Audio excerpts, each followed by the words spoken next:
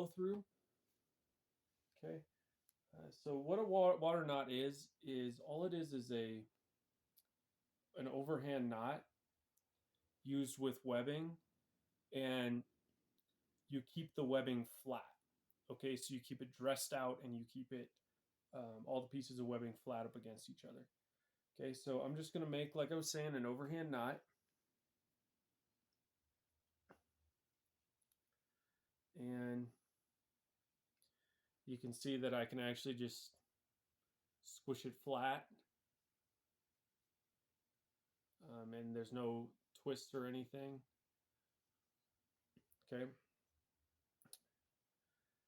Uh, Now to make if I want to make a water knot follow through, take the other end of the rope, and what I'm trying to do is just make a big loop in the rope. Okay, and this is for, say, if I want to make a loop in the rope to make a anchor point for a Z drag or something like that.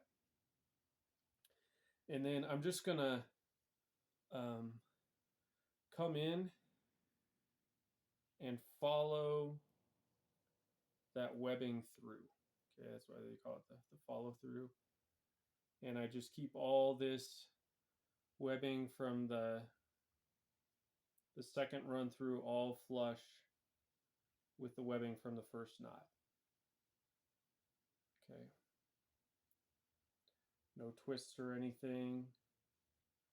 And that's gonna, that's not gonna squish down completely flat, but really I can see that all the webbing is flat up against each other, and that just keeps it from uh, losing any tensile strength that the webbing has.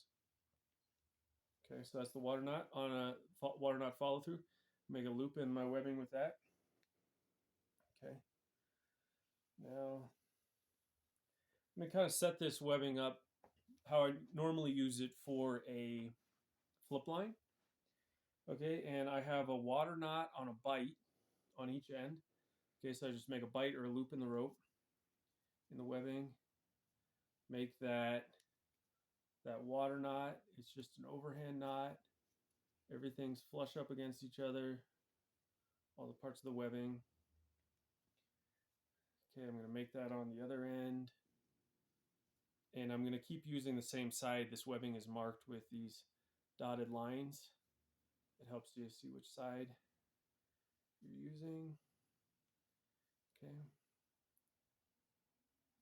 Get enough rope there.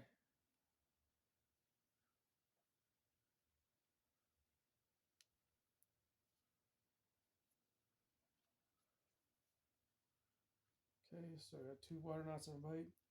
And then I'll carry 2 carabiners with me too. Locking carabiners. And this webbing is about 4 feet long. It's long enough. I cut it just long enough to go around my waist twice. Okay, and I like it long enough to go around my waist twice because if you're using a bigger boat, that gives you enough leverage to pull it over. That's what you're doing with a flip line. You just attach it to the D-ring or the OS line on one side, yank it over. Even on Clear Creek where you're using smaller boats, you might want all that leverage from a longer piece of webbing. Attach this onto a D-ring somewhere on the boat and yank it off a rock. You just need to yank the boat off a rock with your flip line. But I think it's really necessary to have some kind of flip line on you when you're guiding on Clear Creek or any other river. Even if you're not going to use that to flip your boat, a lot of times the boats we use here are small enough that you can just, and the water's also shallow enough, you can go to one end and just flip it with your hands.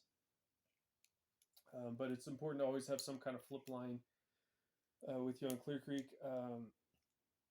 Part of that is because, like I was saying, you can attach it to the boat and yank it off. Also, this can be used as your base for a mechanical advantage system like a Z-drag. You can wrap this around a tree or a big rock, and that can be your starting point, your anchor point from shore. Okay, So that's just about flip lines and the water knot.